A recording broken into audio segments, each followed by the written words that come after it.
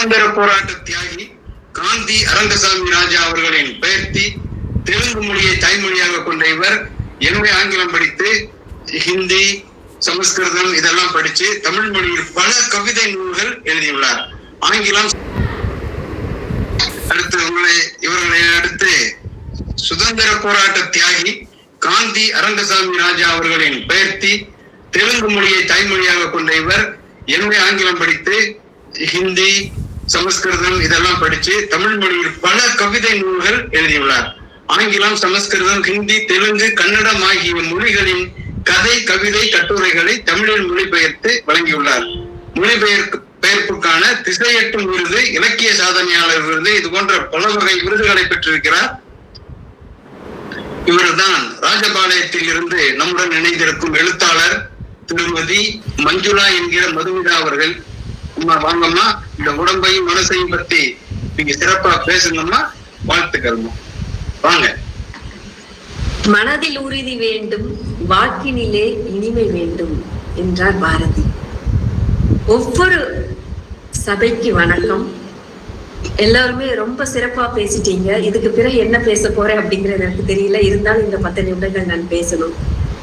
முன்றிலில் ஓடுமோர் வண்டியை போலன்று மூன்றுலகும் சூழ்ந்தே நன்று திரியும் விமானத்தை போல் ஒரு நல்ல மனம் படைத்தோம் அப்படின்னு தான் பாரதியார் சொல்றாரு. அதை மட்டும் சொல்லல, மனம் வெளுக்க வழியில்லை எங்கள் முத்து மாரியம்மா, உள்ளத்தில் உண்மை ஒளி உண்டாயின் வாக்கினிலே ஒளி உண்டாகும் அப்படின்னு மனதை பற்றி பல வகையான விஷயங்களை பாரதியார் அவர்கள் பேசியிருக்கிறார். நம் தலைப்பு உடலும் மனமும். உடல் என்றால் என்ன, மனம் என்றால் என்ன, இதையும் உயிருக்கு உண்டான சம்பந்தம் என்ன, இதை 10 நிமிஷத்துல எப்படி பார்க்க முடியும் அப்படிங்கிறது தெரியல.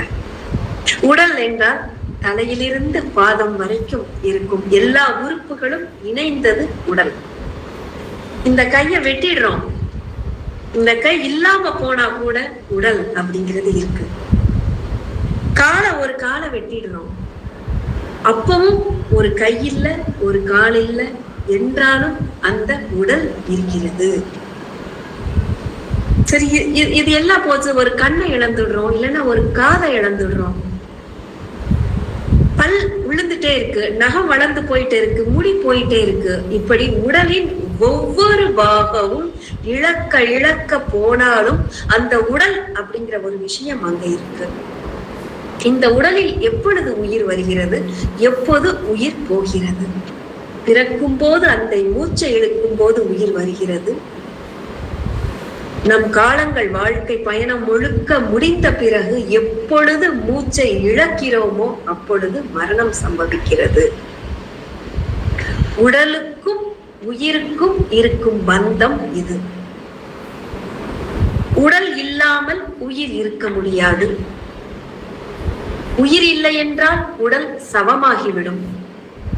இந்த ரெண்டும் சேர்ந்து இருக்கும் போது உடல் இருந்தால்தான் உயிர் இருக்க முடியும்.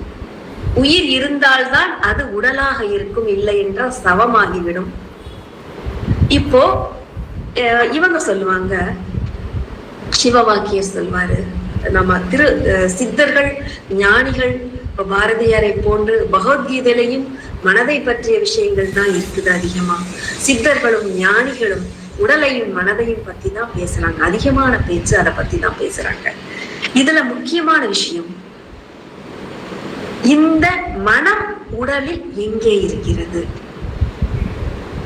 அதற்கு முன்னாடி இந்த உடலையும் உயிரையும் சொல்லும் போது,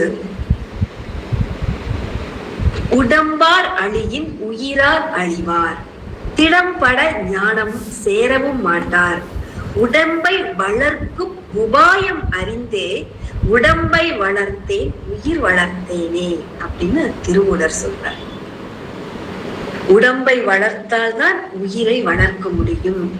உடல் இதுதான் சின்ன வயசுலயே சொல்லுவாங்க, பள்ளிக்கூடத்துல படிக்கிறப்போ ஹெல்த் இஸ் வெல்த், ஆரோக்கியமே வாழ்வு அப்படிங்கிறத சொல்லுவாங்க. உடல் இருந்தால்தான் உயிரை வளர்க்க முடியும். அதனால்தான் உடலை ஆலயமாக அந்த சித்தர்கள் அனைவருமே சொல்லிட்டு இருந்தாங்க. ஔவையார் விநாயகர் அகவலில் சொல்லுவாங்க, வாக்கும் மனமும் இல்லா மனோலயம் தேக்கியே என்றன் சிந்தை தெளிவித்து அப்படின்னு சொல்லுவாங்க. இப்போ உயிரில் உடம்பில் மனம் எங்கே இருக்கு? நம் நினைவாற்றலாக அது இருக்கிறது. அந்த மனம் நம்மை உடலை இயக்குகிறது அப்படிங்கிறத ஒரு இதுல பார்க்கலாம். திருவள்ளுவர் சொல்லுவார், அகர முதல எழுத்தெல்லாம் ஆதி பகவன் முதற்றே உலகு. ஆதி அப்படிங்கிறது, ஆதி மூன்றாவது அப்படிங்கிறது இருக்கு. சமஸ்கிருதத்தில் ஆதி அப்படிங்கிற ஒரு சொல் இருக்குது. ஆதி அப்படின்னா நாலாவது தானா தீர்க்கம். அந்த ஆதி என்பதற்கு ஒரு பொருள் சொல்லுவாங்க. என்னன்னா, நம் மனதில் எழும் நல்ல எண்ணங்களும் எதிர்மறை எண்ணங்களும் நிகழ்த்தும் அதிர்வு. இந்த நம் மனதில் இந்த பாசிட்டிவாக நல்ல எண்ணங்கள் எழும்போதும் எதிர்மறையாக நெகட்டிவ் தாட்ஸ் அந்த அதிர்வு நிகழும் போதும் அதை ஆதி என்று அந்த சொல் குறிப்பிடுவார்கள். அந்த ஆதி அந்த அதிர்வு சரியாக இருக்கும் போது ஆரோக்கியமாக இருக்கிறோம். அந்த ஆதி என்பதில் எதிர்மறை அதிர்வுகள் அதிகமாகி போகும்போது நம் உடல் வியாதியாகிறது.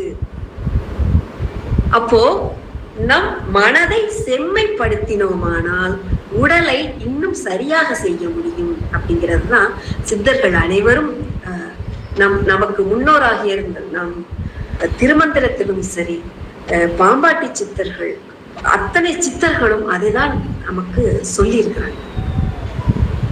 சித்தத்தை தெளிவாக்கு. அதுதான் மனம் அது செம்மையானால் மந்திரம் ஜெபிக்க வேண்டாம். மனம் அது செம்மையானால் வாயுவை உயர்த்த வேண்டாம். மனம் அது செம்மையானால் வாசி நிறுத்த வேண்டாம். மனம் அது செம்மையானால் மந்திரம் செம்மையாவே.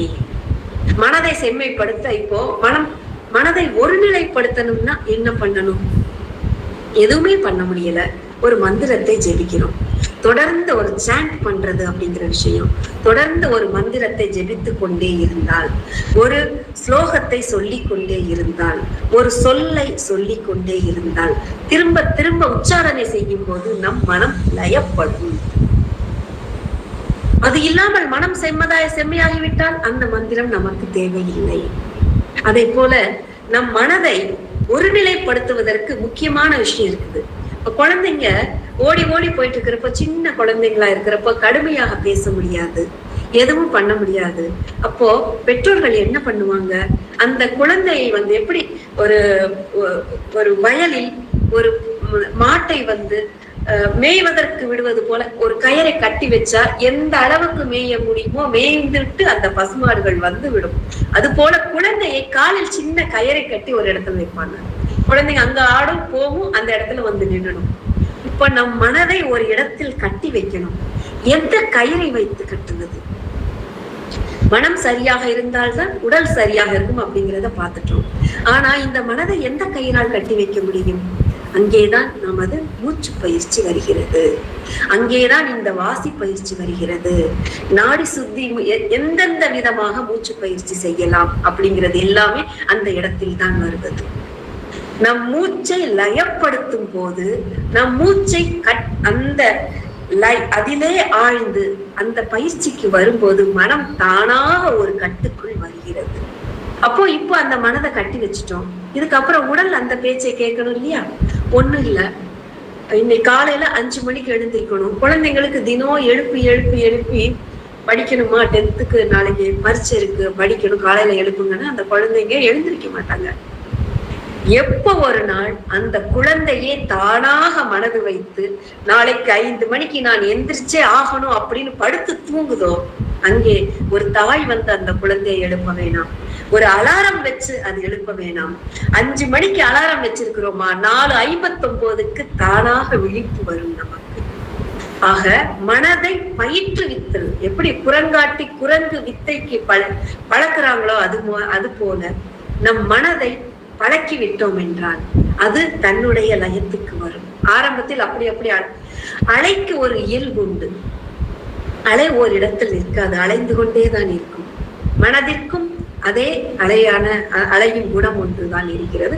ஒரு நிமிடத்தில் முடிச்சிடுறேன்னா, அந்த அலையும் குணத்தை நாம் எப்படி சரி பண்ணணும் அப்படிங்கறதான் நாம் இந்த உடலும் மனமும் அப்படிங்கிறதுல முக்கியமாக பார்க்க வேண்டியது இருக்குது. மனதை செம்மைப்படுத்தினால் அது உடலோடு ஒத்துழைக்கும். அந்த வியாதி வராமல் தடுக்கும். மீதியை இன்னொரு நாள் பார்க்கலாம்.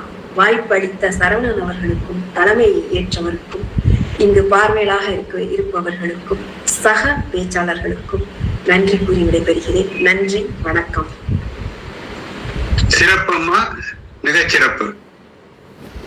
தூவெழுக்கு மண் உண்டு, மணிவெழுக்க சாணி உண்டு, மனவெழுக்க மார்க்கம் உண்டு எங்கு முத்து மாரியம்மான்னு பாரதியார் அழைச்சுக்கிட்டீங்க. ஃபர்ஸ்ட்லயே மூச்சை இழுத்து பிறக்கும் போது மூச்சை இழுத்து இறக்கும் போதே மூச்சை விடுறதாண்டா வாழ்க்கை அப்படின்னு ரொம்ப ஈஸியா வாழ்க்கையை பத்தி சொல்லிட்டு போயிட்டீங்க. மனசையும் உடம்பையும். விநாயகர் அவளை பத்தி பேசுனீங்க. சிந்தை தெரிவித்தாங்களாம். நேர்மறை எதிர்மறை எண்ணங்களின் அதிர்வை அகரம் இருந்த ஆதிபகன் முதற்றவர்கள் அதைதான் ஆதியை குறிக்குது அப்படிங்கறத ரொம்ப அற்புதமா சொன்னீங்க. மனதை செம்மைப்படுத்தி வாழ்வதற்கு பயிற்சி செய்யணும்னா மூச்சை அடக்க கத்துக்க. மூச்சை அடக்கி அது நிலைநிறுத்தினாத்தான் நீங்க வாழ்க்கையை சிறப்பா செய்ய முடியும், மனதை அடக்க முடியுங்கிறத அற்புதமா சொல்லிட்டீங்கம்மா. வாழ்த்துக்கள், பாராட்டுக்கள். இவர்களை அடுத்து